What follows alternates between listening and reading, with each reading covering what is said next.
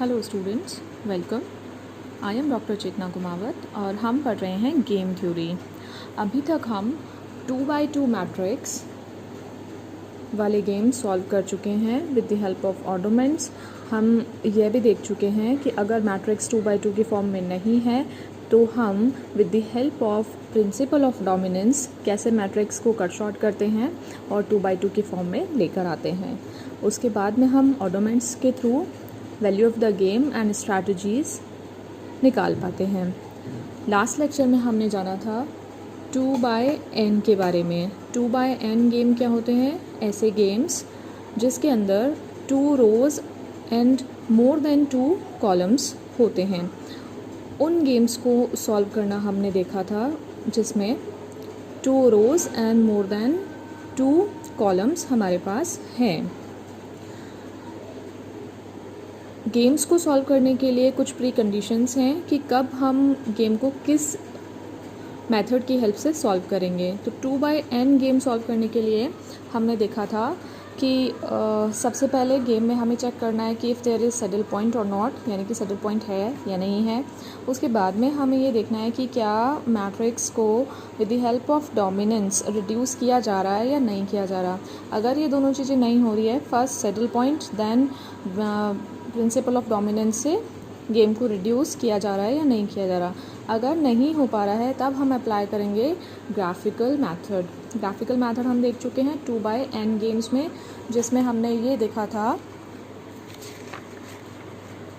Lowest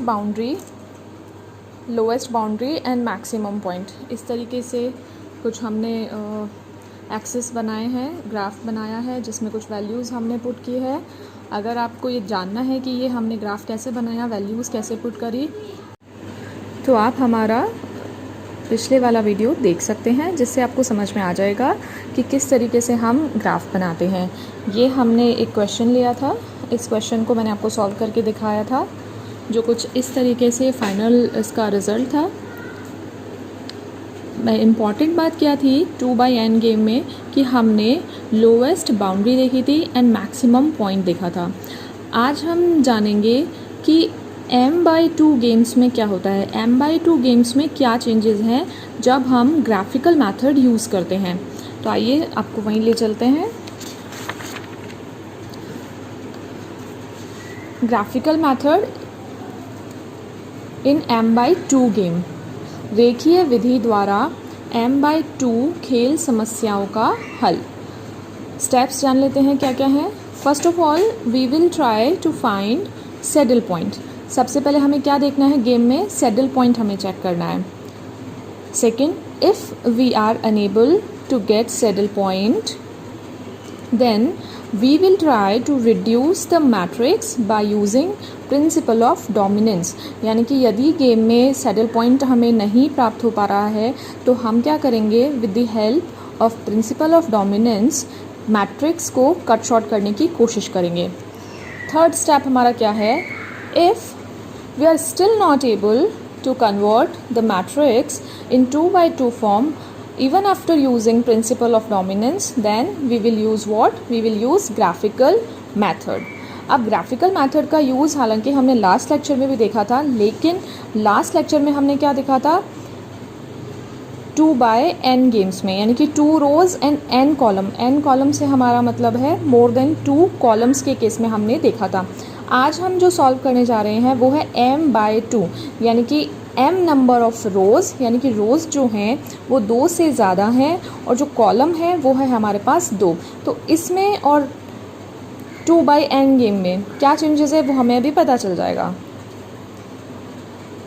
in the game of m/2 where we have 2 column and more than 2 rows we will plot 2 axis indicating 2 columns. यानी कि हमें क्या करना है, हमें 2 पैरेलल लाइंस ड्रॉ करनी है जो क्या बताएंगे, जो हमें 2 कॉलम के बारे में बताएंगे। नेक्स्ट स्टेप क्या है, we will plot value of pay off matrix and draw the lines joining both the axis. अब ये लाइन कैसे ड्रॉ करते हैं ये हम लास्ट लेक्चर में भी देख चुके हैं, इसमें भी अभी देख लेंगे, लेकिन पहले हम सारे स्टेप्स को एक बार पढ़ लेते हैं। Next, find the minimum point of upper boundary. यानी कि 2/2 की जो मैट्रिक्स है उसको लेने के लिए हमें क्या चाहिए, हमें ऊपरी सीमा का न्यूनतम बिंदु चाहिए तथा उस बिंदु पर आ रही अंतर विभाजक रेखाओं से हम 2/2 की मैट्रिक्स प्राप्त कर पाएंगे।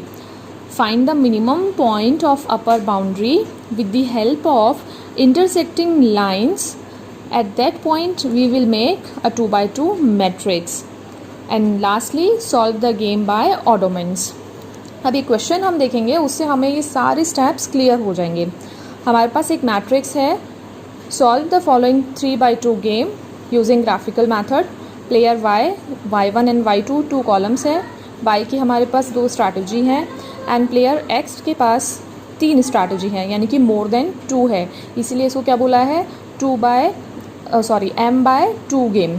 m रो को डिनोट कर रहा है एंड 2 कॉलम्स को डिनोट कर रहा है। x1 x2 and x3 more than 2 हैं, वैल्यूज़ है -2 -5 एंड 1 5 3 एंड -4। अब देखते हैं हमने इस गेम को सॉल्व कैसे किया है। तो सोल्यूशन पे आते हैं। सबसे पहले हम चेक करेंगे saddle point. Saddle point check करने के लिए हम क्या देखते हैं, रो मिनिमा। रो में मिनिमम वैल्यू -2 एंड 5 में से -2, -5 एंड 3 में से मिनिमम वैल्यू इज़ -5, 1 एंड -4 में से मिनिमम इज़ -4। अब हम देखेंगे what column maxima. Column maxima में हमें वैल्यूज़ चेक करनी है। हमारे पास 2 कॉलम है तो दोनों को चेक कर लेते हैं, -2 -5 एंड 1। मैक्सिमम वैल्यू देखनी है, maximum is 1, 5 3 and -4, maximum is what 5। अब हमें क्या देखना है कि क्या यहाँ पर कोई कॉमन वैल्यू है। कॉमन वैल्यू नहीं है क्योंकि यहाँ पर 1 एंड 5 है जो कि दोनों पॉजिटिव हैं, प्लस के हैं, लेकिन यहाँ पर क्या है -2 -5 एंड -4 जो कि नेगेटिव साइंस है। 5 एंड 5 कॉमन है, बट यहाँ ये देखने वाली बात है कि ये माइनस का 5 है और ये प्लस का 5 है, तो कॉमन नहीं माना जाएगा। There is no saddle point. अब हमें क्या करना है, 2 कॉलम्स को बताते हुए एक्सिस बनाने हैं। एक्सिस में कुछ भी नहीं करना है, आपको सिंपली एक स्केल लेना है। With the help of scale आप बस एक 2 पैरेलल लाइन ड्रॉ कर देंगे। एक बता रहा है y1 को, जो y1 कॉलम को, दूसरी लाइन हमें बता रही है y2 कॉलम को। बीच में हमें क्या करना है, जो बिल्कुल मिड पॉइंट है वहाँ पे स्केल रखेंगे, एक सीधी लाइन ड्रॉ कर देंगे और मिड पॉइंट पर हम वैल्यू लिख देंगे 0 एंड 0। 0 से ऊपर की तरफ अगर जाएंगे तो प्लस की वैल्यूज़ आ जाएंगी, जो कि मैंने यहाँ 6 तक लिखी है। अगर यहाँ पर 7 आता है या 8 आता है तो अपन इससे ज़्यादा भी लिख सकते हैं। अभी मैंने 6 लिखा है। 0 से ऊपर 1 2 3 4 5 एंड 6, और 0 से नीचे हमारी नेगेटिव वैल्यूज़ हैं, माइनस की वैल्यूज़ हैं, -1 -2 -3 -4 एंड -5। और y2 एक्सिस पर भी इसी तरीके से ऊपर की तरफ पॉजिटिव वैल्यूज़ और नीचे की तरफ नेगेटिव वैल्यूज़ हमने लिख दी है। अब हमें क्या करना है, अब हमें y1 एंड y2 की जो वैल्यूज़ हैं उसको हमें लिखना है। तो सबसे पहले वैल्यू हमारे पास क्या है, -2 एंड 5। तो y1 पर क्या देखा हमने, -2, ये y1 है, y1 पर हम -2 देखना है, -2 यहाँ है, सर्कल कर दिया। फिर y2 पर -2 के बराबर में वैल्यू क्या है, 5। तो अब हम आएंगे y2 पर, और y2 पे प्लस के 5 है तो ऊपर की तरफ 5, ये सर्कल कर दिया। सर्कल करने के बाद दोनों को ऐसे सीधी रेखा से मिला दिया। स्केल का आप हेल्प ले लेंगे और इजीली इस तरीके से आप मिला के एक लाइन ड्रॉ कर देंगे। नेक्स्ट अब हम देख लेते हैं, वैल्यू है x2 पर -5। y1 पर देखना है, y1 कॉलम पर -5 कहाँ है, ये y1 है, ये 0 है, -5 यहाँ सर्कल कर दिया, -5। -5 के बगल में वैल्यू कौन सी है, y2 पर 3, ये y2 है, y2 पर 3 सर्कल कर दिया। अब -5 को एंड 3 को हम क्या करेंगे, with the help of scale इस तरीके से मिला देंगे। तो ये हमारा एक और सीधी लाइन बन गई। लास्ट हमारे पास वैल्यू है y1 पर है 1, y1 पर है 1 1 एंड y2 पर 1 के बराबर में है -4।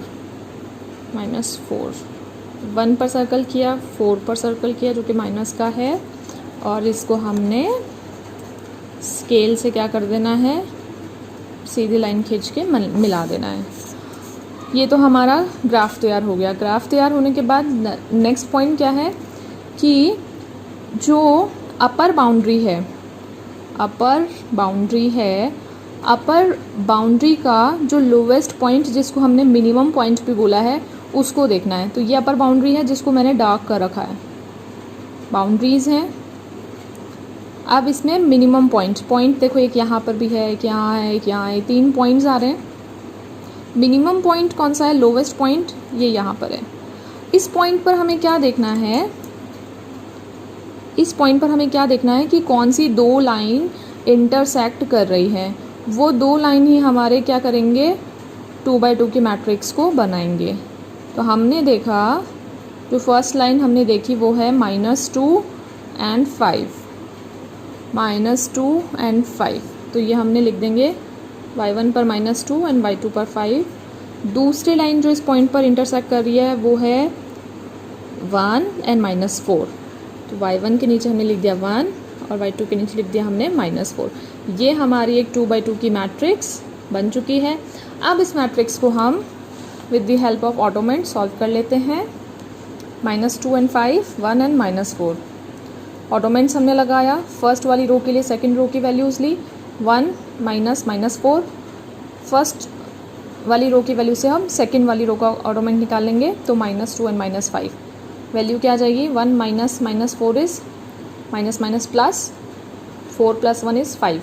-2 and -5 इज़ माइनस के 7। साइन को इग्नोर करना है, तो यहाँ पे हमने लिख दिया 7। अब कॉलम का ऑटोमेंट निकाल लेते हैं। फर्स्ट कॉलम के ऑटोमेंट के लिए सेकंड कॉलम की वैल्यूज़ लेंगे, उनका डिफरेंस। तो 5 माइनस के 4, माइनस प्लस हो जाएगा, 5 + 4 इज़ 9। सेकंड कॉलम के लिए फर्स्ट कॉलम की वैल्यूज़ -2 -1, माइनस के 2 एंड माइनस के 1 क्या होता है, माइनस के 3 होता है। साइन को इग्नोर करना है, 3। अब हमें देखना ऑटोमेंट ठीक लगा है क्या। तो 9 + 3 is 12 and 5 + 7 is 12। It means हमारे जो कैलकुलेशन है परफेक्ट है। अब नेक्स्ट हमें क्या करना है, वैल्यू ऑफ द गेम निकालना है। वैल्यू ऑफ द गेम निकालना बिल्कुल आसान है। जो फर्स्ट A1 B1 वैल्यू है उसको उसके ऑटोमेंट से अप्लाई किया, मल्टीप्लाई किया, यानी कि -2 multiplied by this plus 1 multiplied by this divided by this value, sum of the oddments. तो -2 × 5 + 1 × 7 divided by 12। 5 × -2 is -10, 7 × 1 is 7, -10 + 7 is -3/12। और सिंप्लीफाई करेंगे तो ये हो जाएगा -1/4। स्ट्रैटेजी फॉर प्लेयर x क्या क्या हो जाएंगी, स्ट्रैटेजी फॉर प्लेयर x। तो x1 पे आ जाएगा 5/12, x2 की वैल्यू हो जाएगी 0, क्योंकि x2 पर हमने कोई स्ट्रैटेजी, x2 को इसमें एक्सक्लूड कर दिया है, हटा दिया है। x3 पे हमारा हो जाएगा 7/12। ये तो हो जाएगा हमारी रो की स्ट्रैटेजी, यानी कि प्लेयर x की स्ट्रैटेजी। प्लेयर y की स्ट्रैटेजी क्या होगी, 9, y1 पर क्या है 9/12 एंड y2 पर इज़ 3, तो 3/12। और सिंप्लीफाई करके भी लिख सकते हैं। बस इसी तरीके से हमें क्या करना है, वैल्यू ऑफ द गेम निकालना है। This is value of the game, -2 multiplied by 5 + 1 × 7 divided by sum of the oddments which is 12, -1/4। Strategy for player x is 5/12, ये x1 की है, x2 इज़ 0 एंड x3 7/12।